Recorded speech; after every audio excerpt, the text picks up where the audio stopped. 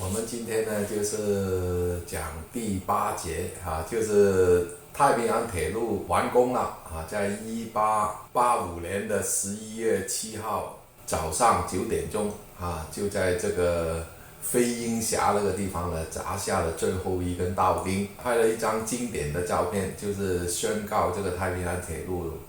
完工了。这个太平洋铁路的其中的一个董事叫 Donald Smith 这个人呢就砸下了最后一根道钉。现在在那个地方呢有一个纪念碑，还有一个小型的博物馆。去过落基山的朋友都去过了啊。那我们现在呢，先听水哥呢帮我们介绍一下这幅照片里面的人物啊，到底呢这些人呢是有些什么传记啊，可以值得我们了解一下。落基山史记，作者介东，出版发行加拿大华人历史研究学会。第3章，铁路建设。第8节，最后一根道钉。相片中的铁路名人，加拿大太平洋铁路建造的最后一个高潮，发生在1885年11月7日上午9点22分，在不列颠哥伦比亚省克雷格拉奇的最后一个建设工程，由加拿大太平洋铁路公司非执行董事金融家唐纳德·史密斯垂下最后一根道钉，标志着加拿大太平洋铁路胜利完工。在这个重大的历史时刻，留下了一幅珍贵的照片。照片中几个历史人物对铁路建设都有突出贡献。第一位，唐纳德·亚历山大·史密斯，出生于1820年8月6日至1914年1月21日。史密斯是在英国苏格兰出生的加拿大商人，哈德逊湾公司的主要股东，也是最早对铁路投资感兴趣的投资人之一。史密斯是个成功的投资商人，非常富有。19世纪后半叶，他投资了加拿大和美国的多个企业。1872年，他被任命为蒙特利尔银行董事会成员，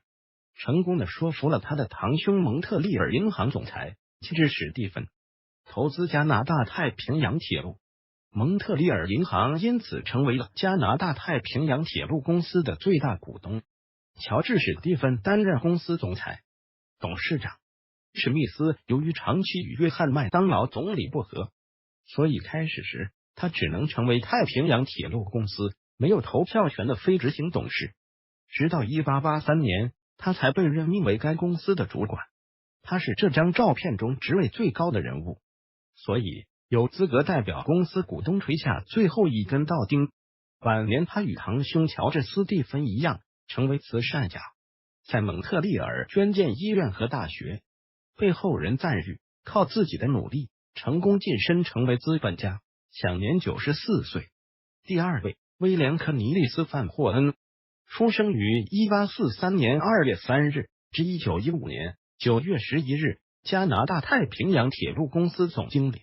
铁路建造的主要负责人。在他的领导下，太平洋铁路提前5年建成完工。同时他也代表政府管理铁路沿线地区的发展。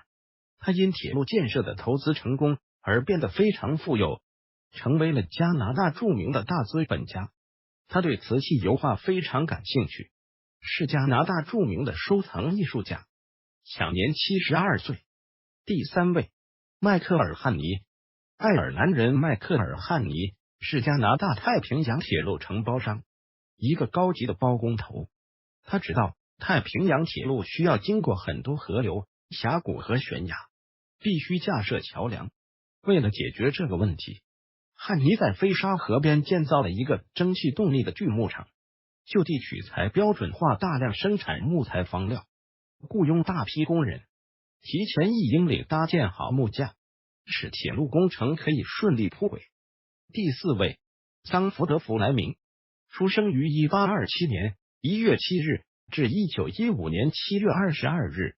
弗莱明是一名苏格兰裔加拿大工程师和发明家，在苏格兰出生长大，18岁时移民到加拿大殖民地。他提出全球标准时区，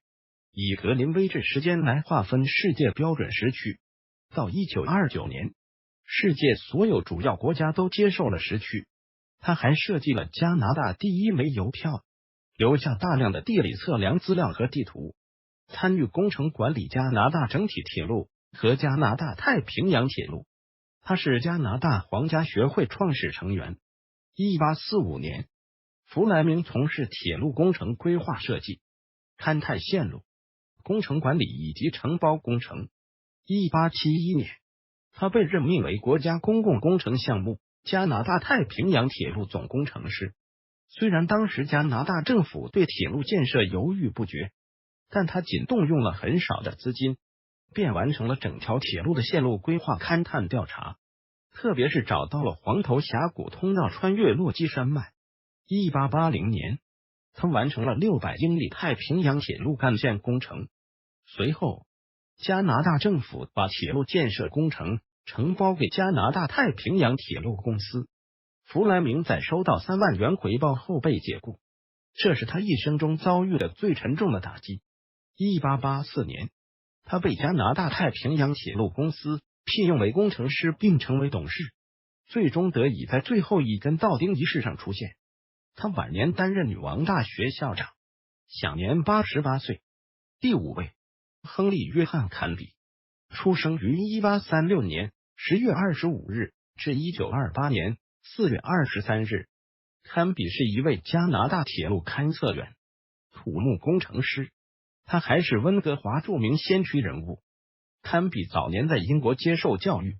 年轻时移民到加拿大，开始学习做勘探测量员。1882年，他参与了找寻太平洋铁路大干线勘探工作。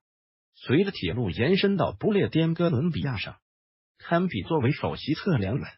提出把终点站从原来穆迪港改到今天的温哥华。1887年5月，他告诉朋友，很高兴我去乡下，今天温哥华市中心买了2块地皮，等铁路建到那个城市，我会建一幢住宅，并搬到那里去居住。坎比是这个新兴城市的重要居民，也是发展温哥华市基础设施的重要倡导者。1928年，坎比在温哥华去世，享年91岁。第6位，约翰·麦克塔维什，出生于1837年6月11日至1888年3月5日。麦克塔维什出生于加拿大安大略省，在蒙特利尔接受教育。1857年，他来到加里堡皮毛贸易驿站，成为哈德逊湾公司的一名见习职员，后来到马尼托巴省担任注册会计师。他积极参与政治活动，于1871年至1874年担任马尼托巴省议员。1881年，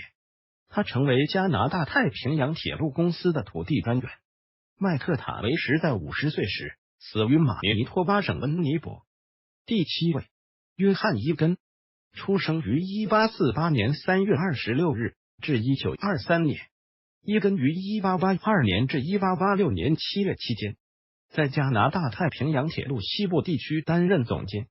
总部位于马尼托巴省温尼伯。他以前曾在芝加哥、密尔沃基和圣保罗铁路公司工作，与范霍恩共事。他受雇加拿大太平洋铁路公司，负责监督铁路工程竣工。铁路完工后，伊根回到美国担任圣保罗、明尼阿波利斯和马尼托巴等铁路公司的高管职位，享年75岁。第8位，汤姆·威尔逊，出生于1859年8月21日至1933年9月20日。威尔逊出生在加拿大安大略省，1875年毕业于安大略省巴里市的文法学校。他早期是一名西北骑警。1881年，他志愿担任探险家罗扎士的私人助理与落基山脉向导。1882年，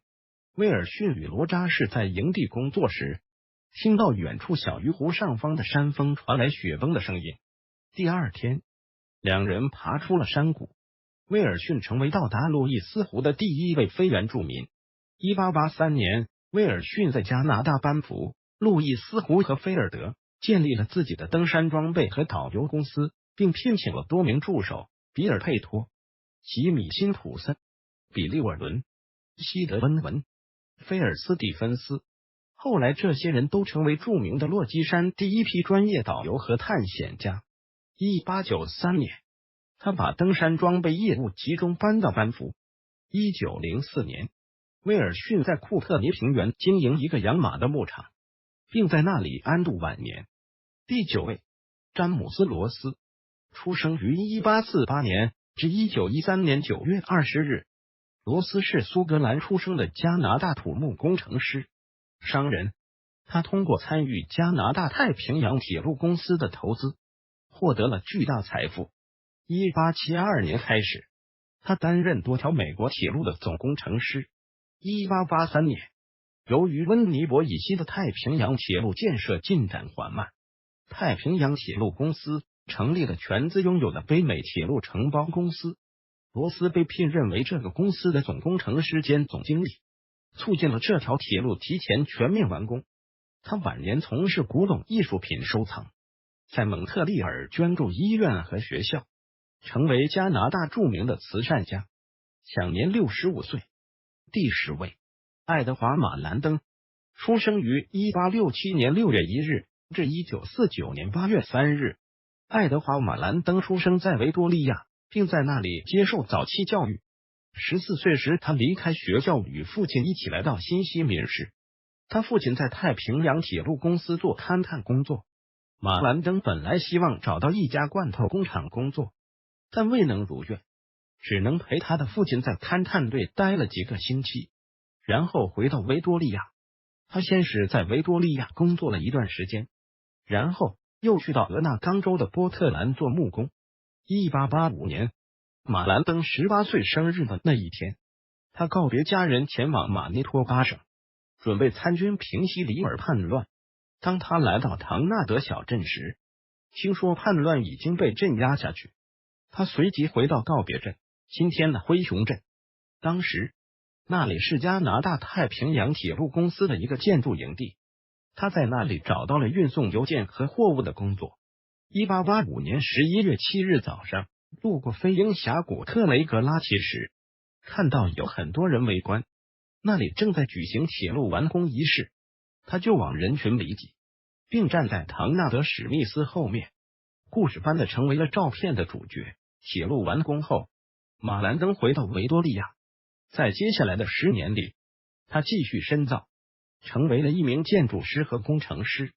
他一直活跃于民兵组织中，并担任库特尼军团的预备役军官。1928年9月，他被提升为中校。马兰登在特雷斯顿社区的发展中非常活跃。1936至1947年间，他担任特雷斯顿村村长。战后，他被聘为温德米尔地区灌溉工程公司经理和总工程师。他还自主经营山羊山自来水厂。1940年，把这个项目卖给特雷斯顿村，享年82岁。借中评论，经典的最后一根道钉历史照片没能全部真实的反映当时工人的情况。举行完工仪式的这个地方，起码有2/3的铁路建筑工人是华工，但照片里面一个华人形象都没有。从另一个角度反映出，当时社会对华人的歧视非常严重，这也是当时真实的历史情况。100多年以后，华工对加拿大太平洋铁路付出与贡献的历史真相才逐渐浮现。作为华人的后代，应该要不断收集、挖掘、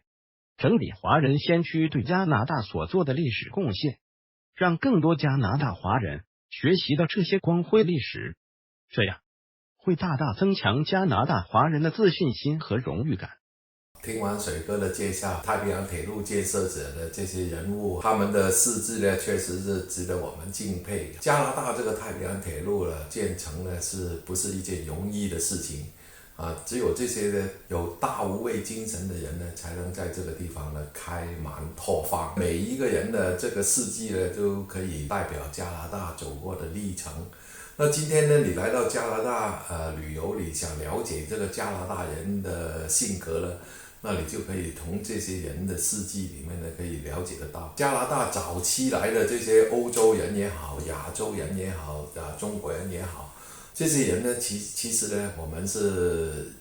都是有一种叫做与大自然奋勇搏斗的这种精神与恶劣自然环境奋勇搏斗的这种精神，才能在这个地方生存。这种就是加拿大人的性格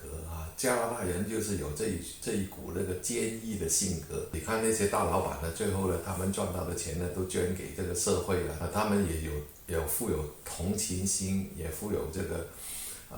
回馈社会这样的一种性格。你来加拿大旅游呢，你会感受到一种呢，就是朴素的热情。来加拿大旅游，你看不到这个豪华的建筑物奢华的生活你看不到，大家都是一种朴素的精神。另外我还想讲一个事情呢，就是这张图片里面大家有没有留意到，一大堆人聚集在这个铁路修建的最后阶段，但是里面呢，你发现没有一个中国人的面孔，这个很多人认为呢，这个是不能够反映当时的实际情况。那从另外一个角度来说呢，我觉得它呢也是反映了当时的一个实际情况。那个实际情况是怎么情况呢？就是对这个中国人有排斥、有歧视这样的一种社会现象所以就没有邀请一个中国人参加他们的完工典礼。其实呢，当时呢，在这个完工点那个地方呢，大部分的可以说是大部分，除了管理人员是白人之外的，劳工阶层的大部分都是中国人。所以呢，这个中国人的这样的比例是很大的因为呢，这一段呢就是我们中国人修的，就从这个飞鹰峡，就是现在最后一根道汀那个地方，一路到温哥华这一段铁路了就是主要是中国人，总共用了2万个劳工，其中有17000多个劳工呢是来自中国的。当时这个照片没有反映出来，就证明当时的排华的情绪是很大的而且那种对中国人的歧视社会是极其不公义的。但是我们中国人虽然在这么受到排斥的情况之下，能够坚持下来完成这个铁路的建设实属不容易也同样呢，也能够反映我们中国人那种艰苦耐劳克服困难那种坚毅的性格也是属于加拿大精神的一部分所以呢，这个加拿大精神不是说光是白人去形成的不是光是白人推崇的形成的我们中国人其实也是参与其中。我们需要更坚毅的性格才能够留在这个加拿大完成这个铁路建设。